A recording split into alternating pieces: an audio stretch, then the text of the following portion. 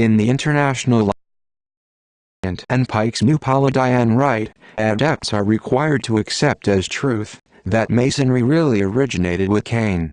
They are told that Satan, whom they name Abilas, conferred on the human race the greatest benefaction possible when he defeated God's Adonai's plot to keep the knowledge of sexual behavior, and the secret of procreation, from our first parents. The initiate are told that Abilas initiated Eve into the pleasures of sexual intercourse, and taught her the secret of procreation, and thus made her and Adam equal in power to God. The initiate is also told that, as the result of the sexual relationship, Eve gave birth to Cain, who started the movement, Masonry, and put the Luciferian ideology into effect here as it is in that part of the celestial world over which Lucifer reigns. Thus, where the members of the lower degrees of the Scottish Seven Rite are taught that Hearn was the father of Masonry, those admitted to the highest degree are taught differently. Study of the Manichaean movement and doctrine informs us that in order to prevent God's plan to make Adam and Eve the first parents of his human race, Satan seduced Eve and possessed her, and was the father of Cain and Eve's first daughter also. The Manichaean doctrine teaches that Cain married his sister, and that the progeny of this union, incest, have perpetuated Satanism ever since.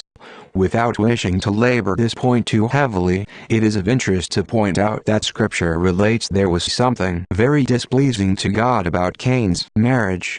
Cain also murdered his brother Abel, and Christ in his day castigated those of the synagogue of Satan as, "Ye are sons of your father the devil, his lusts shall ye do. He is a murderer from the beginning, and abode not in the truth, because there is no truth in him." John 8:44. The serpent is the name by which Satan is known in the Holy Scriptures. Rev. 22, Num. 21:9. The serpent is the symbol of Satanism and secret societies which worship him as prince of the world. Scriptures refer to Eve and the seed of the serpent, General 3:1-16. Therefore we may ask, where did the seed of the serpent come from? Paul said, in 2 Cor, that Eve had been unchaste with the serpent, Lucifer, devil, Satan. Lucifer means the bright and shining one. Right here is the origin of the seed of the serpent. In General 3:15 God said, I will put enmity between thee and the woman, and between thy seed and her seed. In saying this to the serpent, Lucifer, devil, Satan, God stated that Lucifer would have a seed, just as physical as Eve's seed would be physical. In General 3:15 God said to Eve, and thy desire shall be to thy husband, which indicated plainly that her desire had previously been to another. In Cor 11:2-3 Paul here was talking about chastity, to present the Corinthians as a chaste virgin to Christ. In the very next verse, Paul said, but I fear, lest by any means, as the serpent beguiled Eve through his subtlety. Paul here affirmed that Eve did not present herself a chaste virgin to Adam. Remember, there is only one way for a virgin to lose her chastity. In General 4:1, Eve thought that Cain was her promised seed, but later acknowledged that she was mistaken and that Seth, not Cain, was her promised seed, when she said, General 4:25, for God hath appointed me another seed instead of Abel, whom Cain slew.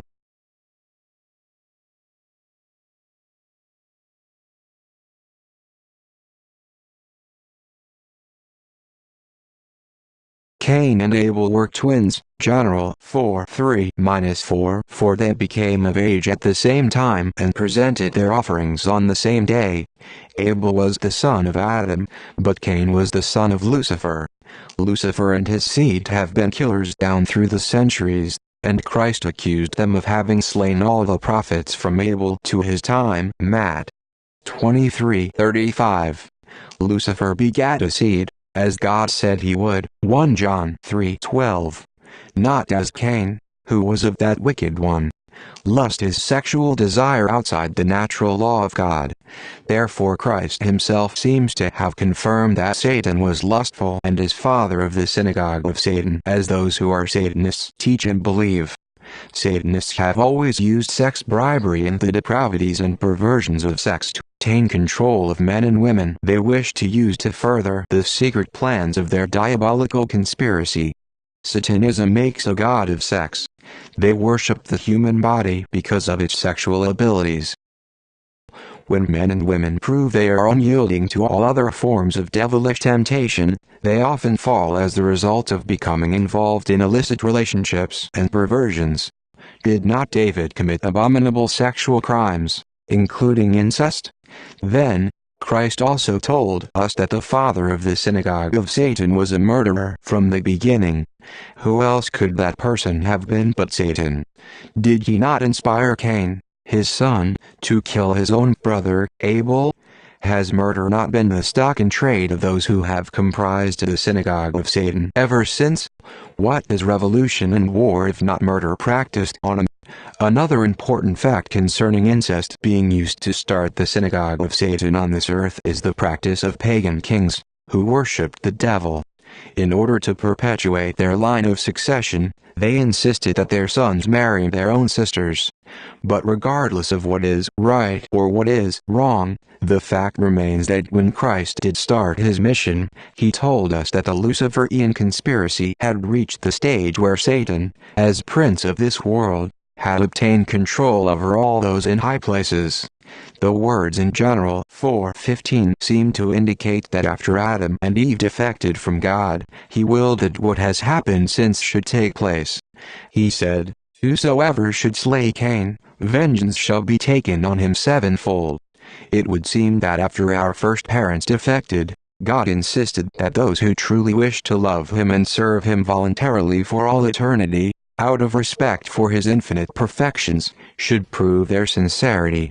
Without the adversary, and the synagogue of Satan, there would be no real test. The Holy Scriptures give us enough information to enable us to decide for ourselves which way we want to go. Satanism teaches that Jesus Christ is one and the same as Saint Michael, and is the younger brother of Satan. Satanism also claims that God sent Saint Michael to earth, in the form of Jesus Christ, in order that he might end the Luciferian conspiracy here as he had previously done in heaven. Both Satanists and Luciferian adepts boast that Christ failed in his mission. They make the reacting of his defeat the major part in the celebration of the Black Mass. Pike revised and modernized the Black Mass and named his brainchild the Adonacide Mass. The word Adonacide means the death, or end, of God. The death of God was the primary purpose of NITZSCHEISM.8.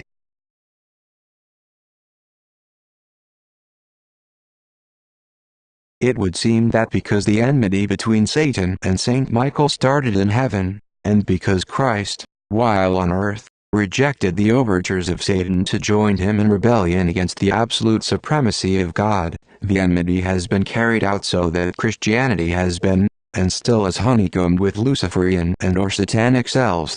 Since Christ first picked his apostles, these agentures always hide their true identity while they bore industriously from within. Today they are to be found disguised as modernists, weakening the various denominations so that they will be ready to collapse when those who direct the conspiracy at the top decide it is time to provoke the final social cataclysm. Pike explained what is intended to happen in a letter he wrote to his director Mazzini of the WRM August 15, 1871. This letter is quoted elsewhere. It is catalogued in the library of the British Museum, London, England 9, and has been quoted from and referred to by dozens of authorities and students of the WRM, including Cardinal Rodriguez of Chile. See page 118 of The Mysteries of Freemasonry Unveiled, 1925. English translation, 1957. That the Luciferian conspiracy does exist, and has had unbroken continuity since its very beginning, regardless of whether we take its beginning in the celestial world, or from the Garden of Eden, proves it to be of supernatural origin and direction. Nothing conceived in a human mind could be so perfect, so diabolical, so titanic in dimensions, or so utterly destructive as the Luciferian conspiracy, which today we call the World Revolutionary Movement, WRM. Every time an attempt has been made by ecclesiastical and/or civic officials to expose Satanism as the inversion of God's plans and laws, and the antithesis of the Christian religion, the adjunctor of the high priests of the Luciferian creed, who are located behind the scenes of all governments, both secular and ecclesiastical, have so far succeeded in turning the intended exposure into an actual and factual witch hunt. To prevent real Satanists and dedicated Luciferians from being exposed and punished, the synagogue of Satan and the high priests of the Luciferian creed, who control the SOS, have always succeeded in throwing an ample number of substitutes into the hands of the investigators, who provided the executioners with enough victims to satisfy the outraged feelings of the princes, both religious and secular, and the bloodlust of the angry mobs.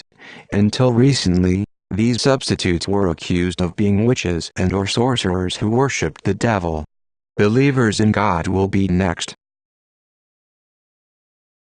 Between 1486 and 1675, 32 ecclesiastical measures were taken against Satanism, and between 1532 and 1682, 149 witches and/or sorcerers were burned, 78 banished from their countries, and 124 punished in other various ways. These measures and punishments affected Americans. They were accused of being Satanists and furthering the Luciferian conspiracy against Christianity. Public attention was thus kept centered upon unimportant victims, most of whom had been charged or betrayed by the high officials who kept their own identity with the Luciferian conspiracy. Secret. 10. The scriptures and writings of inspired men since the advent of Christ are full of incidents of demonic possession of individuals, but except in the collect, read by priests celebrating the Mass on the 17th Sunday after Pentecost, one is unable to find anything very definite on the diabolical contagious, diabolical contagion or the devil's influence on the human masses. This is rather extraordinary because if wars and revolutions are, as I maintain, the destructive force being used by those who direct the WRM to eliminate all other forms of government and religion, then the devil's influence on the goyim, human masses, is far more powerful, seductive and deceptive than is the possession of an individual. There can be no logical denial that the devil, through his earthly adjunctor, can influence the thinking of the masses in order to produce evil mass results including wars and revolutions. We refer to the manner the secret powers of evil have of using propaganda and mass psychology to serve their diabolical purposes.